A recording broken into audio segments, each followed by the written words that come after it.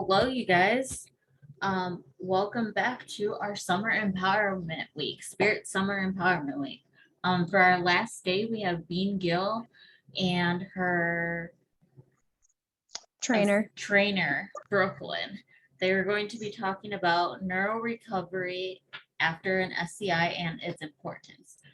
We'd like to give a shout out to our sponsor, Kenda Tires, who has given a set of tires away throughout this week. So if you would like to be entered into the giveaway to win a set this week, go ahead and drop your name in the chat and we'll draw it at the end. Okay, Bean, you can take it away. Thanks, Jackie. So we're super pumped to be here to be able to talk to you guys about neurorecovery and why it's important after a spinal cord injury. There's a lot of stigmas and biases and stereotypes surrounding any kind of damage to the central nervous system. The thought has always been that if you have damage to your central nervous system, being your brain or your spinal cord, that whatever you got, and if you get anything back, consider yourself lucky, right? Well, let me tell you, that is false, 100% false. There's many studies done that prove that this is false, yet that narrative still remains, mainly because people refuse to change their paradigm and refuse to change the way they think. And a lot of people don't want to think that they have been wrong for decades. And so it's hard to change that mindset. But if I'm wrong, I wouldn't have a thriving business. I wouldn't be where I'm at today, and neither would none of our 180 clients. So a little bit of back history. I myself have a spinal cord injury. I was paralyzed 9 years ago by a virus, and on my journey of recovery, I discovered activity-based training. And once I tried this therapy, honestly, I fell in love with it. My recovery skyrocketed as soon as I started actually connecting my brain to my body. And I was able to travel around to different places to try this therapy because there was nothing here in my hometown of Edmonton, Alberta, Canada. This is also how I found my purpose. It was 4 years after I was paralyzed that I realized or found the answer as to why I was paralyzed. I was paralyzed so that I could bring activity-based training to Edmonton. And then by opening this center, we could bring Canada into the forefront of neurorecovery. Unfortunately, Canada is far behind the times. And honestly, the United States is also behind the times when we compare it to Europe and to Asia and to many other countries that have far surpassed us. And so we have a lot of catching up to do, and having opportunities to speak to you guys today is one of the ways where we get to use those opportunities to really spread the knowledge and change people's minds about neurorecovery. So I want to introduce Brooklyn. She is one of our Neuroexercise Specialists. She was also one of our practicum students here. We have practicum students from the University of Alberta in the Faculty of Kinesiology. And so their practicum is 4 months long, and here it is an intense practicum. You learn a lot because there's a lot to learn. And this isn't taught in any university. This isn't taught in any school anywhere that you go, no matter what program you're taking. And so what Nancy and I have done, Nancy's my business partner who's currently working with clients, which is why she's not here right now. But what we have done is we went to a bunch of different centers. I went to a bunch, she went to a bunch. And because activity-based training is not regulated by a regulating body, you can pretty much do whatever you want within reason. So what we did is we took the best parts of each program and created our own. And so we'll get into that. But first, I want to ask Brooklyn, what's neurorecovery? Perfect. That's a great question, Bean. As you guys heard, my name is Brooklyn. I have been working here at the ReYu for, as a trainer, just over a year. And I am happy to tell you guys about what exactly neurorecovery is. So neurorecovery is the process of the recovery of the central nervous system. So that's your brain and your spinal cord. So what it is below your injured site, you have uninjured spinal cord and neurons and pathways, but the sticky part here is getting the message from your brain past the injured site and to the uninjured site. So what we do here for neurorecovery is we work to build new connections from your brain past your injured site to your uninjured spinal cord. Okay, so how do you make those connections? Yeah, how do we make those connections? That's a great question. It's basically the basis of our business here. And there's a number of different ways that we accomplish this, but they all fall under the same principle. You and your brain are directing signals to a specific muscle to perform a specific action, while we as specialists send equally specific information up to your brain. And these signals kind of meet somewhere in the middle. And it's when they meet in the middle that they build those new connections. So it might start with one tiny little connection, and we work to build on that. And this changing of connections, those new connections, those rerouting, all of that is known as neuroplasticity. And that is a huge buzzword here at the ReYu. We use it all the time. What neuroplasticity is just the ability of the nervous system to learn and grow and change. Yeah, so that's how we make those new connections. We'll go into a little bit more specifics later, and we'll talk about the 4 specific components of activity-based therapy, which is the therapy that we use here at the ReYu, and we'll go into the specifics of how those work a little later. Cool. So actually, we're going to go into them now. Okay, so here, our program, we have 4 components to activity-based training. The first component being active assistance exercises. And so I'll demonstrate that here. So what it means is many of you have probably heard about passive range of motion, right? So where somebody is grabbing your leg or your arm and just moving it around for you in the planes of each motion of each joint. That's great if you want to lubricate your joints. Super awesome. But if you want to reconnect, that's not enough. And so we don't do anything passive here. Here, everything is active. So that's why we call it active assistance exercises. So what that means is that the client has to think about each muscle as it contracts and relaxes. So I'm going to pretend to do my bicep here, okay? So say you're working with somebody, you're working on their arm, and you're like, okay, the trainer would be, okay, flex your muscle or flex your bicep, make a muscle. And an able-bodied person would go like this, right? So if you have a spinal cord injury, oftentimes what it looks like is just a flicker. I don't know if you can see that, but it's just a flicker of a muscle. Sometimes you can't even see it, but you can feel it. So we're very hands-on, there's no personal space here. We're all up in each other's business all the time, of course, professionally, but we are. And so sometimes you can feel the flicker and sometimes you can't, and that's okay too. But what we want to do is we want that client to start thinking about that bicep. Think about it. Whether you can move it or not, I want you to think about it. And then as soon as the client initiates that, the trainer is going to bring the arm into full flexion while physically cueing the belly of the muscle. So by physically cueing the belly of the muscle, it makes it easier for the client to find it. So whether that's your bicep, your quad, hamstring, foot, whatever it is, the physical cue makes it easier for you to find. And so with the physical cue and then bringing it into full flexion, we create that. So then over thousands of repetitions, right? We do that at thousands and thousands of times. And that's how your brain and your body start speaking the same language. That's active assistance exercises. Next is. Yeah, that's active assistance exercise. It's one of the main things that we use here in therapy. It's really effective. Another one that we use is something called gait training. So gait training can involve a number of different exercises. This can include walking on the light gait, walking in a walker. We also do crawling and neo walking. And the kind of bonding principle that ties all those together is something called CPGs, or central pattern generators. So that's just a fancy name for a process of something that lives in your spinal cord that is automatic and rhythmic. And even if you have a spinal cord injury, those CPGs still exist in your spinal cord, and they don't take any executive function to activate them. All that you need to activate those CPGs is the right sensory input.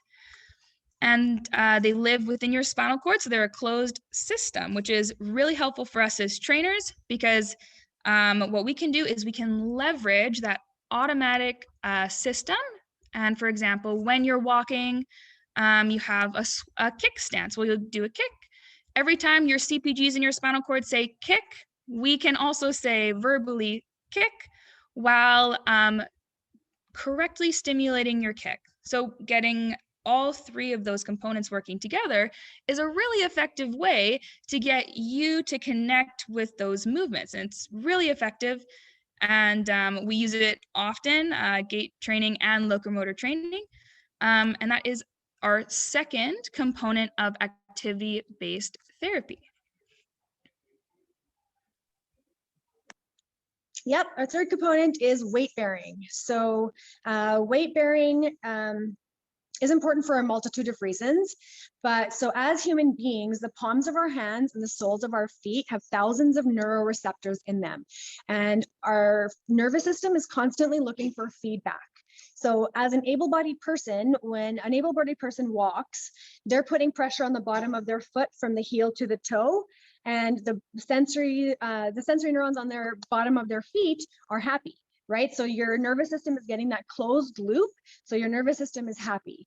When you have any kind of damage to your spinal cord, it's not as, your nervous system isn't happy. It's still looking for that feedback, but it's not getting it.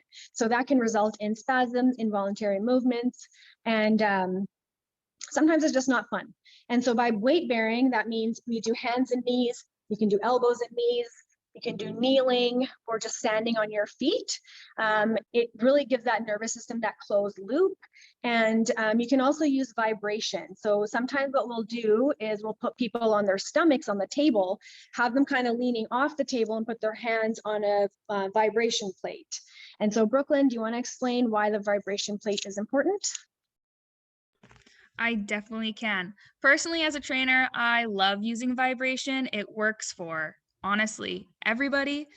And the reason why it works so well is because using vibration is super efficient for cueing and stimulating your muscles and your muscle fibers and those sensory organs that live within your muscles.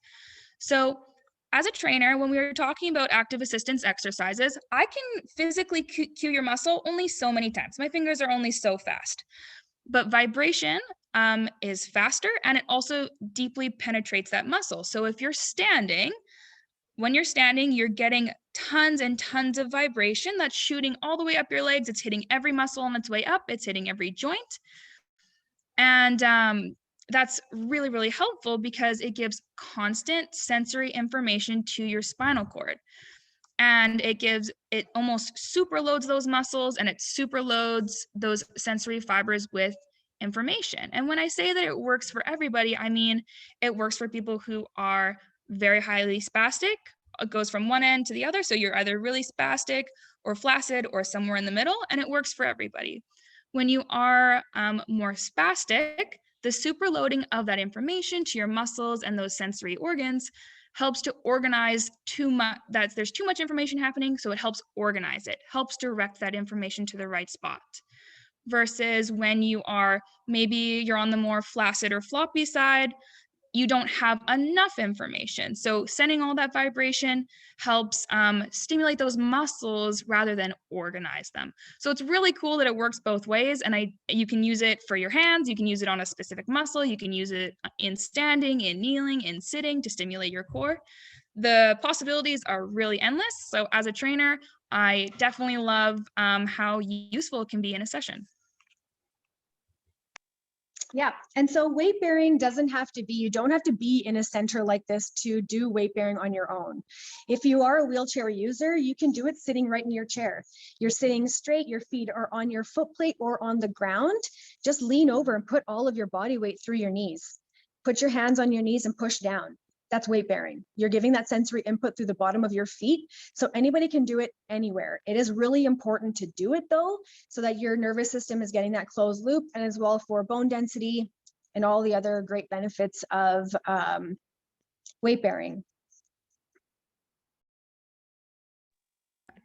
So our last component, Brooklyn will talk about now.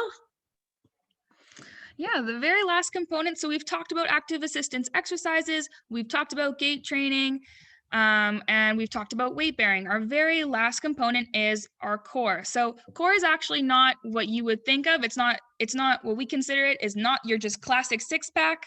There's way more to core, and it goes all the way from your chest all the way down to your pelvis. And also it's the front and the back. So that's your stomach and your back. The reason, there's lots of ways that you can do core at home as well. So that is, you don't need to be in a center, especially to do core. Even we're used to sitting back in our chairs all day. Even if you do a little bit where you come forward off of your chair, that's going to stimulate your core. Trying to get up nice and tall, that's going to stimulate the front, that's going to stimulate the back. Even opening up your chest, pulling your shoulder blades backwards, just sitting in your chair, same thing, that's going to stimulate the high part of your core. Sitting up tall, taking big deep breaths, all of that is core, and all of that you can do at home, and there's tons more options for that as well. And we'll go into why core is so important right away here. Yes, we will.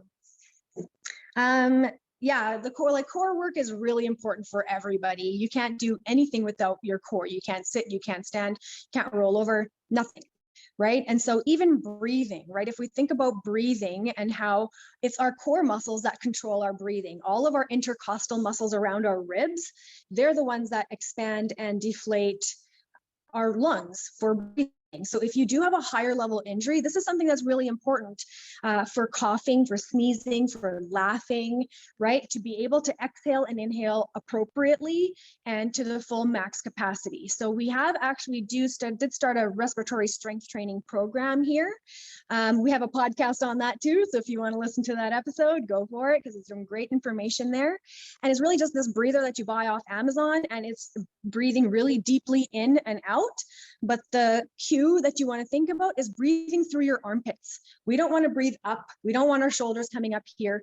We want to breathe through our armpits because we want our lungs to expand, right? Oftentimes we don't think about that. We think about big breath. You think about breathing into your belly, right? But what we want is we want you to keep your stomach sucked in as best you can. Think about it. If you can't actually do it, think about it, and breathe through your lungs, breathe through your armpits, actually expanding and deflating the intercostal muscles around your lungs, because it's going to help you with breathing. And then obviously also your diaphragm as well. So a lot of these are very functional things that we need for longevity. So one of the big questions we always get is, why is this important after a spinal cord injury? And the answer is long. There's lots of answers, okay? So some of the stuff is for bowel, bladder, and sexual function, right? A lot of that is controlled in our core, a lot of it. You can retrain your bladder, you can retain your bowels, and sexual function can be retrained and can come back as well. Does that mean it'll come back for everybody? No, and I don't know, right? And that's something that we will say right from the get-go, is the only thing we're going to guarantee is an increase in your quality of life. We don't know what's going to come back, or when it's going to come back, or how it's going to come back. We don't know, but neither do doctors, and no one else knows other than God, really, right? And so that's the big disclaimer with any kind of activity-based training program, is expectations need to be managed. We, of course, want everybody to know that there is always hope for recovery. You can recover function, mobility, strength, sensation. It's just that nobody knows when or how. So and none of us will know when until we try, right? You don't know what's going to happen until you try. So like I said before, with the core, it's the ability to cough, sneeze, laugh, to regulate your blood pressure. So all of us who have some higher level injuries know that your blood pressure can be affected by your spinal cord injury. It improves digestion, your breathing, your posture. And for functional stuff, like you're able to reach things off a high shelf, or if you drop something, you're able to pick it up off the ground without fear of falling out of your chair, right? You'll be more functional, you'll be more confident in your movements as well. For balance, right? How many times a day do we transfer? So many times. When your core is stronger, it makes transfers way more easier, because you're not just relying on your arms. Now you're able to, or could be able to, contract your stomach muscles, pull your pelvis up, right? When you pull your pelvis up even half a centimeter, it's going to help you with that transfer. Using your back muscles, engaging your lats and your low back properly are going to help you with that stability and your other movements that you do throughout the day. which all equal out to more confidence, right? When you are confident in your body and your ability to move, then you're more likely to go to a restaurant or go to somewhere where it might not be fully accessible, and you might have to transfer somewhere. You might have to do something that's different, right? Where you'll be more confident in your abilities to do so. And that's one of the biggest things that we love about what we do, is infusing confidence in people, because without confidence, we don't have anything, right? And it's really important that people really believe in them. That's why we really, really believe in all of our clients and all of our friends with their recovery journey. You want to talk about the cardio stuff?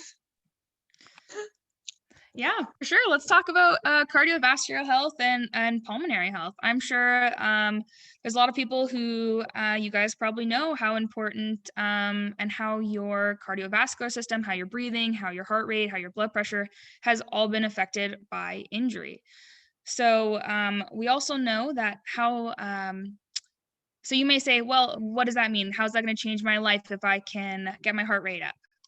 It's a good question. Now, you might say, I can be in a standing frame, I can do all those things, but can you be in a standing frame for 2 hours and have a conversation? That's cardiovascular health. That's functional health. And do you have the endurance? Do you have the endurance to go out of the house for any activity, knowing that, hey, I'm going to go out for an extended period of time and I'm going to have to find my way back? Or you're like, you know what? I'm a little bit nervous. I'm as soon as I go out, I'm going to be tired. What's the point? I'm just going to stay inside. So that's where cardiovascular health plays a huge, huge role in, again, your quality of life. You increase your cardiovascular health, you're able to go outside and experience life without getting so tired. You're able to enjoy more social occasions, all of that really, really important stuff to maintaining a healthy lifestyle. And outside of that, we can talk about life longevity. So that can include a huge number of things, including your susceptibility to illness and pressure sores that are, which we know are like highly related to blood flow. And so you get your cardiovascular up, you increase your blood flow, and reduce your risk of severe pressure sores there. And in terms of life longevity, we can also talk about how reduced the life expectancy of someone with a spinal cord injury is. And that's really closely related to your cardiovascular health. So in 2017, there was a research study put out about, the life longevity of someone with a spinal cord injury. And at 20 years old, if you experience a spinal cord injury, you should expect to live about 52.6 more years. So that's a long time. You got a lot of time left on this earth you got to use, and you want to be healthy while you're using it. The best way to do that, maintain your cardiovascular health. You got one body, and the best thing that you can do is keep it healthy, keep it strong, because you got a long time you got to live with it. So why not live and do as much as you humanly can with this 50 years, half a century you got. Yeah, that's all great information. When we saw that life expectancy, I mean, it didn't really take me by surprise. And for me, myself, my goal is to live to be 109 years old. That's my goal. I'm 39 right now, so I'm only a third of the way there, and I'm already paralyzed. So it's really important for me that I take care of this meat sack that I'm in so that I can make it to 109. A lot of people don't think that far in the future. And I really want people to start thinking like that, right? Because we're here for a long time, and we want to make sure everybody's living the best life that they can. So the vessel that you're in should also be as the best that it can be for as long as it can be. This is where I want to talk about the cure. So there's been a lot of talk about the cure for spinal cord injury. There's been decades of research trying to find the cure. And I am not against it by any means, for sure. Cure comes, sign me up right away, right? I want it. But when that cure comes, you need to have functioning muscles. Your nervous system needs to be connected. Your cardiovascular system needs to be at the range where you can stand and walk, right? I don't know how many of you guys have tried standing and talking, like Brooklyn mentioned earlier. It's hard. I've stood in the standing frame and I've stood in the light gate and given a speech, and I was dripping wet and sweat. My mouth was dry, my heart was racing, because sitting is one thing. Standing after you've been sitting for a number of years is really, really difficult. And so that's why it's so important that if we're searching for that cure and we want that cure, and it's on its way with with Elon Musk and the Neuralink and the epidural stimulator, it's on its way. We're not very far from that cure. But if we're going to get it, are we going to be eligible for it? Right? Do you have the fully functioning muscles? Because bones don't move on their own, and we know that. Do you have contractures? Right? A contracture is going to stop somebody from even laying down flat or walking. And so these are the things that we want, the seeds that we want to start planting in people's head, because it's coming. It's 2021 right now. This is the future, right? So this is how we need to start thinking. We're not in the 50s, we're not in the 80s, we're not even in the 2000s, we're in the 2021 now. And so that cure is coming, but when it's here, will you be ready? Will you be eligible? We want you to be, right? We want everybody to be. And so in that meantime, while we're waiting for that, let's get people's heart rates up. Let's get their muscles pumping. You can rebuild muscle. It is possible. Is it easy? Absolutely not. Nothing is easy, okay? Let's get that down first here as well. If people are expecting life to be fair or easy, you have a whole nother thing coming, because it's not. It's not fair and it's not easy. But is it worth it? Hell yes, it's worth it. This is our only life. This is not a dress rehearsal.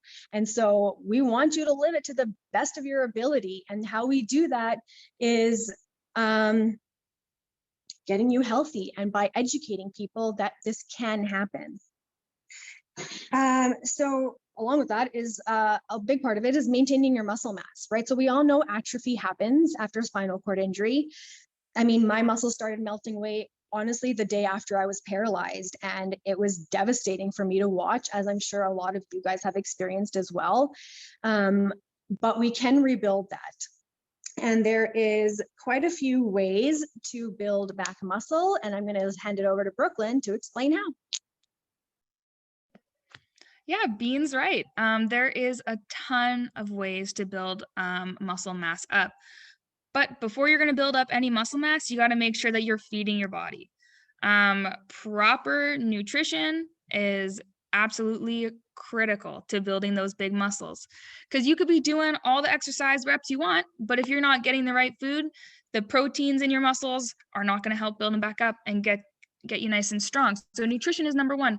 So getting lots of protein is pretty vital. Getting your calories in, there can be a little bit of apprehension with how much you're eating and when you're working out and how much you need. So making sure that you're giving yourself the right fuel. But in terms of the actual exercises that you need to, and what you need to do to build that muscle up, there's a lot of different ways. So we talked about them today. That includes active assistance exercises. So that's when you are connecting with those muscles. How are you supposed to build those muscles if you're not connected to them? FES is a good way to maintain that muscle mass while we're working to build that independent voluntary flicker or contraction in those muscles. Weight bearing is also a really, really awesome way. So that's getting up in that standing frame, getting that weight through your feet. It's an easy way. You don't necessarily need to be thinking about standing up and squeezing those muscles while you're locked in there. And those ground reaction forces, whether you're thinking about it or not, is what's going to also help build up those muscles and your bones to stay nice and strong.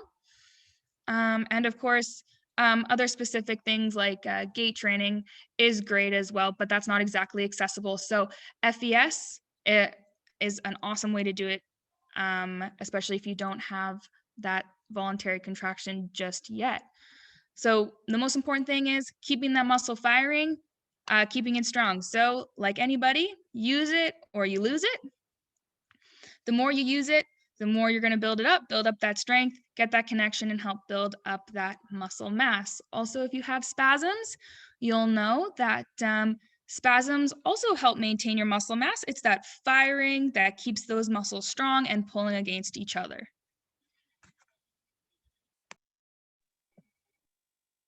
Yeah, so I love the topic of spasms. So I would like to, you guys can answer in the chat if you'd like. Are spasms good or bad? What does your doctor say when you ask them about spasms? Yeah, Brianna, they are good. And most doctors will say that they're not. Most people will put you on high dose antispasm medication. Sometimes you get a baclofen pump, and to mitigate those spasms or to lessen the impact of them and to kind of drown them out.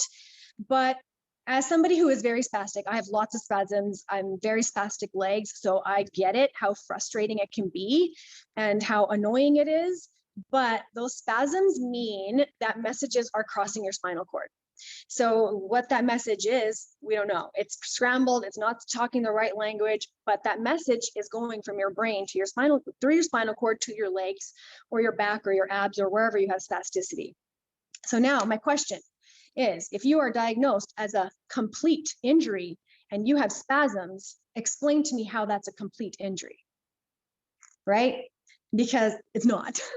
Okay, newsflash, it's not.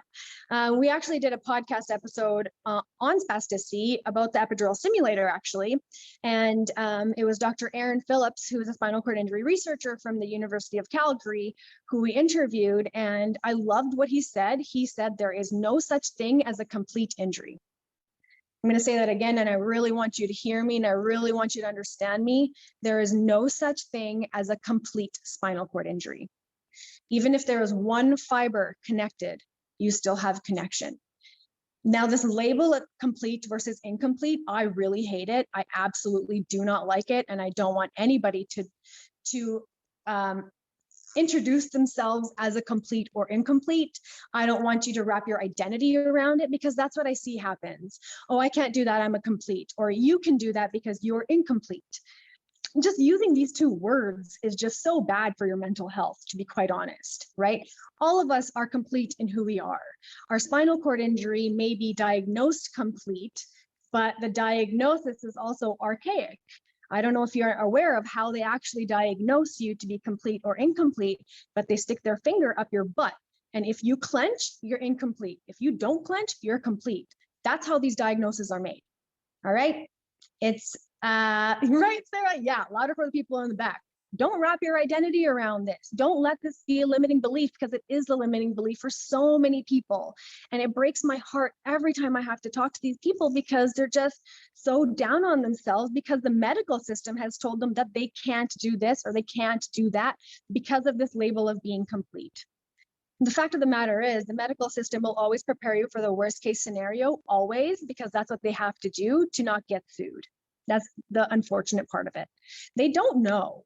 They don't know any of this. And another thing that I really don't like that they say is, they say whatever you're going to get back in the first 2 years is what you're going to get back. After that, good luck. So the reason why they say that is because all of the studies that are done only follow people for 24 months. For 2 years. After that 24 months, they don't follow people anymore. So they don't even know what's happening. Maybe these people are recovering, likely they are, but they're not being followed, they're not being tracked. And that has to do with funding. You get a certain amount of money for your study, and oftentimes that's the maximum time you can follow due to funding. And so, but that's not what doctors tell you. They're not going to tell you that part. They're only going to tell you, you got 24 months. Whatever you get back in that 24 months is what you're going to get back. And if after that, who knows? And so I challenge these doctors, and I invite you to start challenging your medical professionals as well. We shouldn't be just taking their knowledge and saying that they're an expert on my body when they are able-bodied and they don't know.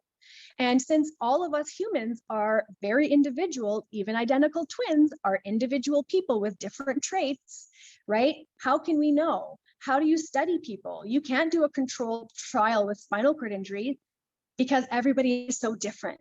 You can have two people with the exact same spinal cord injury at the exact same level, and they will present very differently. And so that's my question to the doctor. My first question is, oh, and tell me how long you've had your spinal cord injury for. Oh, you don't have one? Oh, okay. I've had mine for 9 years, and I'm pretty sure that I'm the expert of my body. And I'll take what you say, but I'm not going to take it fully. I'm not going to think that that is the truth. I will question everything. And many doctors don't like me, but that's okay. I don't care if they like me. They're there to do a job, and that's it. And I will question that because that's my right as a patient, and that's your right too. You can question everything, and it doesn't have to be rude. You don't have to be mean. You can be civil. You can, give them respect, but I still recommend question them. How do they know what they know? How much time have they spent in a wheelchair? How long have they had their spinal cord injury? That's a great question to ask them because they kind of like shocked, right? But do it. Question people, right? This is your life. Why are you letting somebody else dictate it? And that's what my therapist said to me in the very beginning when I was first paralyzed. She said, why are you putting your healing in somebody else's hands? It's only up to you.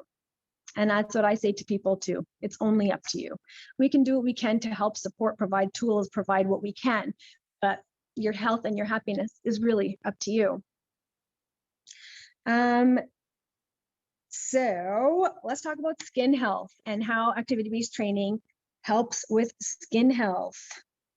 So we all know that nutrients in food is really important to make sure that your skin is healthy. And, face skin is awesome, but I'm talking about your bum skin, right?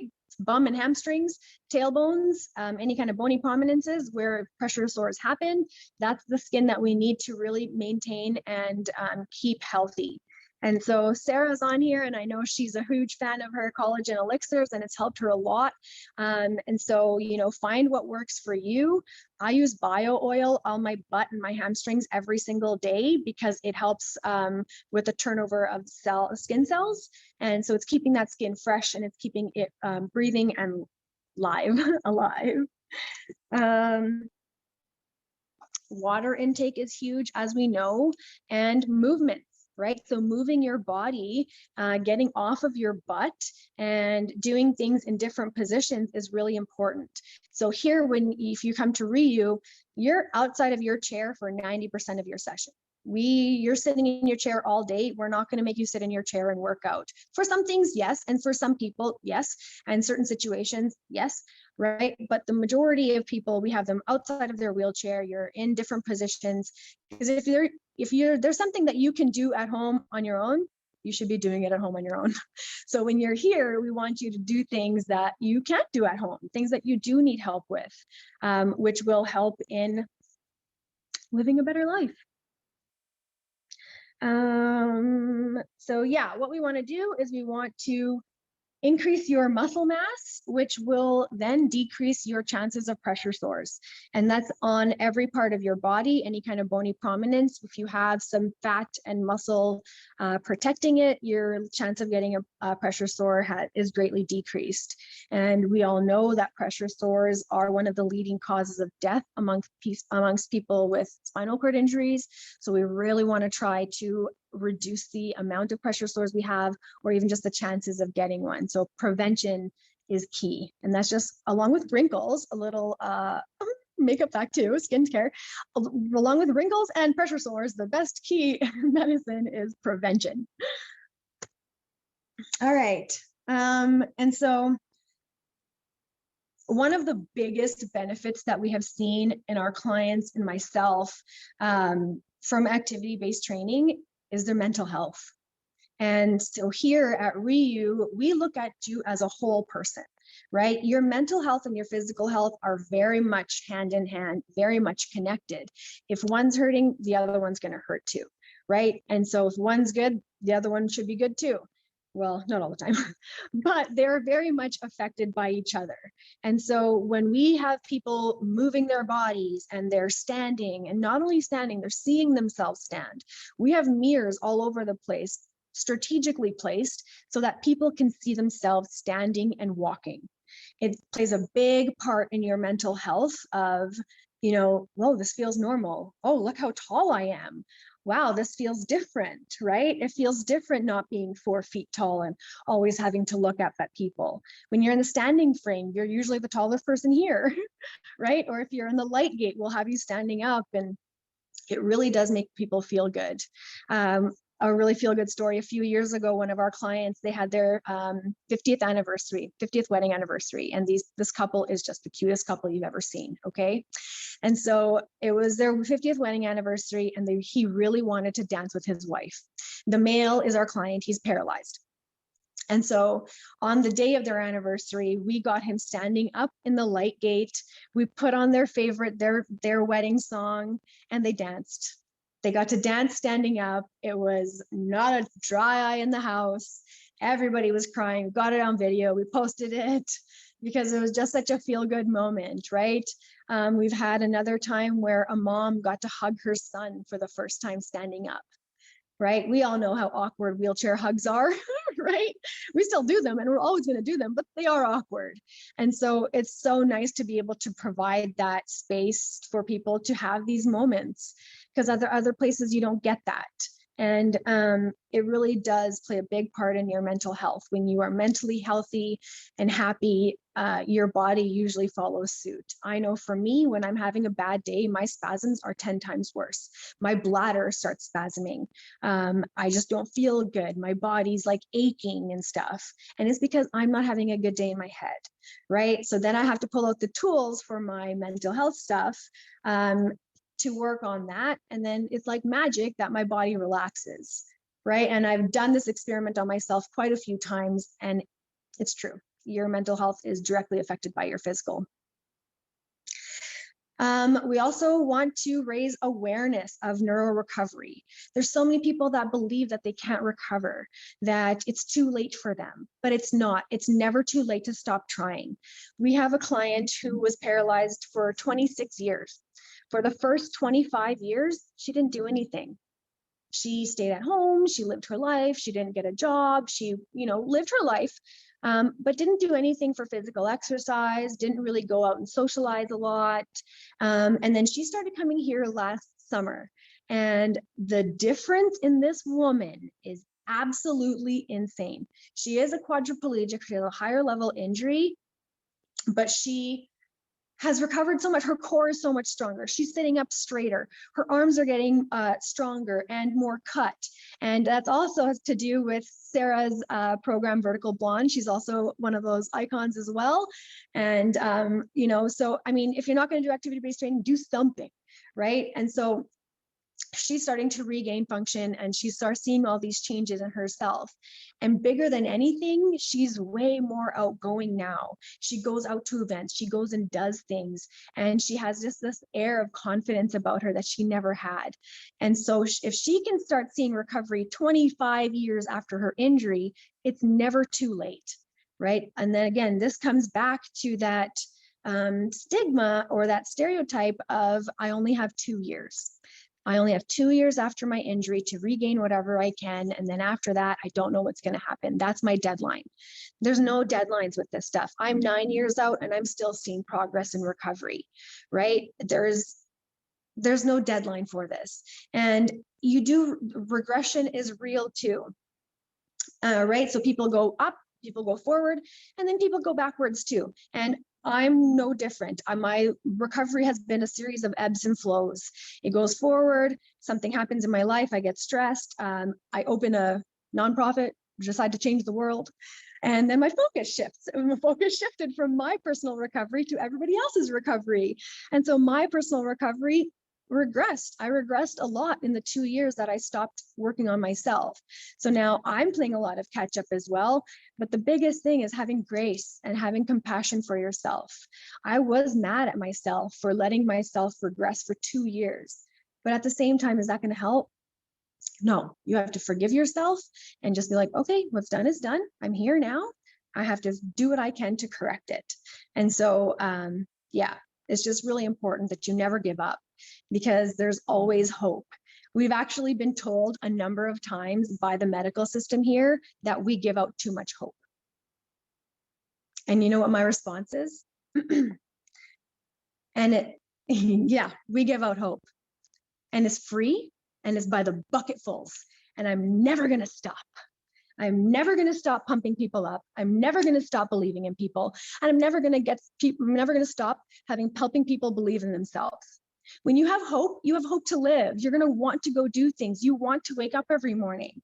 When you don't have hope, you don't want to do those things. And I've had many conversations about suicide here. I've had many of these conversations because it's a normal thing to think after you've experienced such a traumatic thing. But what we want is for people to really have value, right? Believe in yourself, know that your life has purpose. Yes, you have a spinal cord injury or you have some sort of disability. Does it suck? Absolutely. Hell yes, 1000% it sucks, right? But we're still here. We're still here. We're still living. We're still breathing. And there's a reason for it. What that reason is, I don't know. And like I said, it took me 4 years to find my purpose as to why I was paralyzed. But you also have to be looking for it. And I'm not saying everybody's going to go open up their own centers, but if you do, holler at me. I'll teach you how to do it, because there needs to be more centers all around Canada and the States, around the world. There needs to be more people. I don't think of anybody else as competition. I don't think of any other center as competition. As far as I'm concerned, we're all allies, and there's more than enough people that need help. And so there's more people out there helping. I love it. We do also have our Neuroexercise Specialist course that we offer. It's online through our website. And we do offer a lower price if there's more people taking it. So if you have a physiotherapist where you're at and they kind of don't know what they're doing, or maybe they're open to learning more, send them our way, tell them about our course. It's on our website, which is ReYu.ca. And like I said, the reason we put this course together is to educate more people so that they can be providing a top level service to people with spinal cord injuries and other neurologic conditions. It's pretty awesome. We have a hospital in Montreal. 6 of their physiotherapists are taking our course so that they can start implementing activity-based training in the acute care setting. So imagine that as soon as you have your surgery, you're stabilized, someone's going to come into your room and they're going to start that neural connection. They're going to start those active assistance exercises. They're going to start that connecting your body to your brain.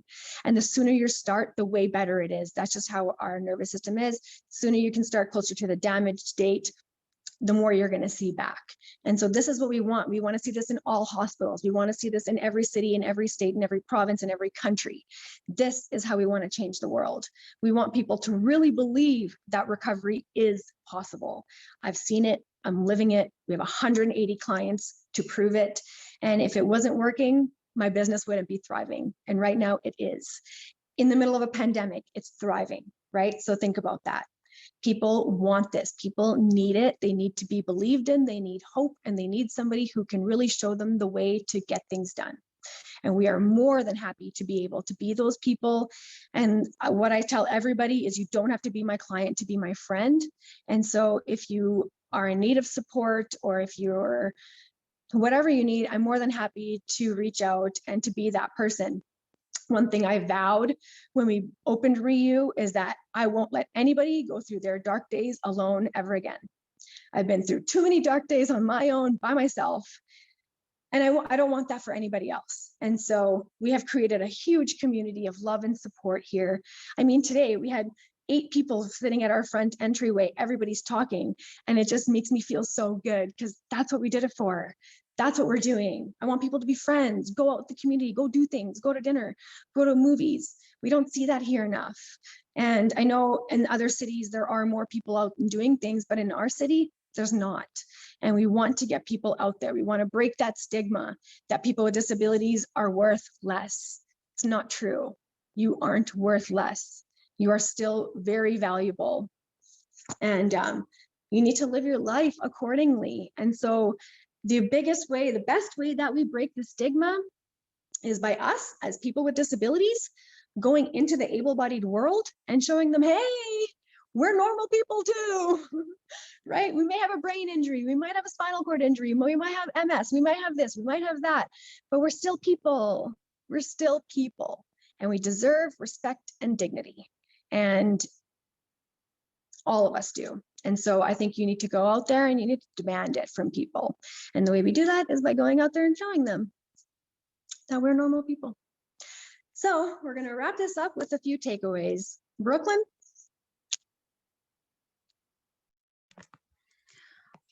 Awesome. Way to go, Bean. I'll summarize kind of the most important things that we talked about today. So those will be the why is neurorecovery so important. We started off with talking about bowel, bladder, sexual function. Like we said, we don't know what you'll get back, how much you'll get back. But that being said, you can regain control and knowledge of, you know, when you have to go, all of that sort of thing. And even small things like that play a huge role in quality of life. The second huge one we talked about was your core. And this is something that you need every single second of every single day. It's the thing that helps you breathe, cough, laugh, like we said, digestion, and confidence. You want to reach up to that top shelf and grab that cup without being scared. You want to reach down to the floor and pick up, I don't know, your shirt without being worried about falling over and not being able to get back up. That's your core. Again, another huge quality of life impact there. Third reason why neurorecovery is so valuable is your cardiovascular and pulmonary system, keeping it nice and healthy. Like we said, you got 50 years, you got a long time, you got lots of fun to be had. Let yourself have the freedom to explore and be social and make those friendships, get yourself out there. And cardiovascular health, the ability to get out there on your own is a big part of that. The fourth one we talked about was your muscle mass and how big of a role that can also play in protecting your skin health, protecting your joints, protecting yourself when you're transferring, and how important building up that muscle mass can be to those aspects of your daily life. And the last and kind of, I would say most important one we talked about is your mental health. So how closely related, you know, your body and your mind are, how they go hand in hand, and how having the opportunity to build that confidence can hugely impact your day-to-day life as well. So those are our top 5 reasons why neurorecovery is so important and why we have such a passion for it.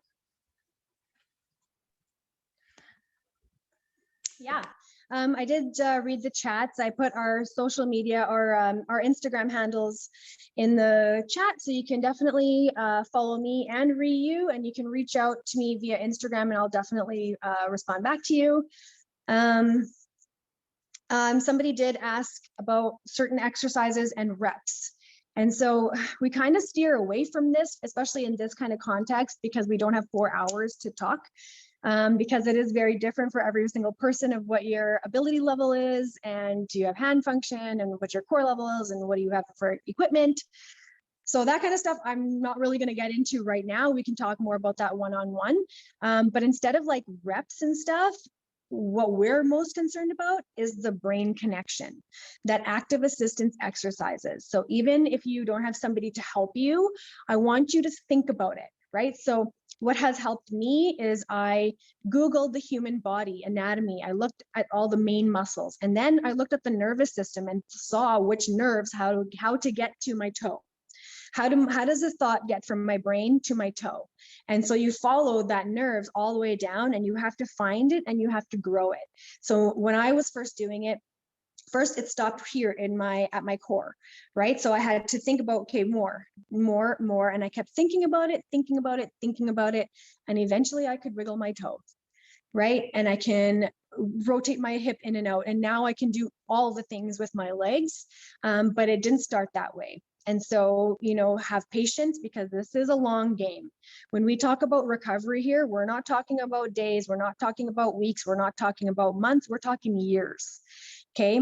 And so if you're saying, hey, I want to be walking in 4 weeks, that's probably not a realistic idea unless you're going to get an exoskeleton that will walk for you. Right. And so we try to keep people's expectations realistic. Right. It's not to say that you won't walk again, because maybe you will, but let's break that down. Right. Let's break it down. First, let's work on your core. And then, you know, let's break down the motion of walking to get those certain things firing first, so that we can put it all together and to get that coordination that's required for walking. Because I'm not sure if you know, but walking is very complex, very, very complex. Lots of things turning on and off at the same time. Yeah. So, you know, we break things down and we kind of try to make it more manageable into bite-sized pieces. And that way, when you reach that small victory, we celebrate it. We celebrate all small victories, because those lead to the big ones, and those ones get celebrated too. Here we have an achievement board on our wall where we write down everything that happens that month with that client gets written down. Last week, one of our clients who is a high-level quadriplegic who had zero hand function signed his name for the first time. Like, it's real. People can do it. It happens. And you just have to believe. You have to believe. You got to put that effort in. You got to put that work in. It's not going to happen if you're doing it just maybe 1 hour a week. That's great. But it's all that other time, right? So when you're brushing your teeth, when you're going to the bathroom, visualization really works. It really does. Every day I visualize myself running, not walking, running and doing roundhouse kicks because that's what I miss the most. But, right, it's important to just keep visualizing that because it will help those pathways build. Our brain doesn't know the difference between pretend and reality. Okay, question. I have a question about weight bearing after diagnosis of significant osteoporosis many years post-injury. Thank you, Bean, Jacqueline. Aw, thanks, girl. Yes, Chris. Okay, this is a very good question because this is a big safety thing. Bone density is really important. So if you can get a bone density exam, I would go get one just to get a baseline as to where are you at? Are you a high risk for fracture? If you are, you have to build up to that standing. Brooklyn, do you want to jump in and talk about that? Yeah, 100%. So weight bearing, when you have low bone density or osteoporosis, we do need a bone density scan to make sure that it's safe and we're not going to cause a chronic fracture. So there's a lot of ways that you can build your way up to standing. So if you have really, really severe osteoporosis, we might not even start in something like hands and knees. We might just start with your feet on a vibration plate. And it's even that, having your feet on the vibration plate sends signals through the muscles and those muscles pull on your bones. And even that, even something just sitting on the vibration plate does help strengthen up those bones. So that's step one, feet on the vibration plate. If from there, we find that your bone density is a little bit maybe not so low, then we could move into something like hands and knees, elbows and knees. From there, still going strong, you've got enough bones there. Maybe later we progress into something like high kneeling, which is just on your knees, or hero pose with your hands off. So then that's even more. And then our final stage would be transitioning to standing. So there are a lot of ways that you can build up that bone density, make it, or even maintain, right? Maintenance is a huge thing, right? Especially if you're not weight bearing at all, your bone density is going to decrease. You're going to be at that higher risk. So even the small things can really help build up that bone density. And it's never too late to start, right? I mean, even just putting some weight through your legs, like I was saying, sitting in your chair, put your hands on your knees, push down, right? And when you're pushing down, think about pushing that weight through your heels, right? So there's certain things that you can do to really help this along. And we're at 5 o'clock already. Holy crap, we already talked for an hour. Wow, that flew by. Yes. If you guys have any other questions, definitely reach out to us. We're more than happy to help. We do offer online sessions as well. So our borders are open. You don't have to be in Edmonton to work with us. So if you are interested in having an online session, reach out and we're more than happy to help set that up. Thank you so much, Bean and Brooklyn. I'm just gonna close out the YouTube video. So if you guys are finished watching this video, we in the info part below, we'll have Bean's contact information, we'll have ReYu's contact information, all that stuff. Give them a follow, contact them about everything that you need. Okay, I'm going to stop this.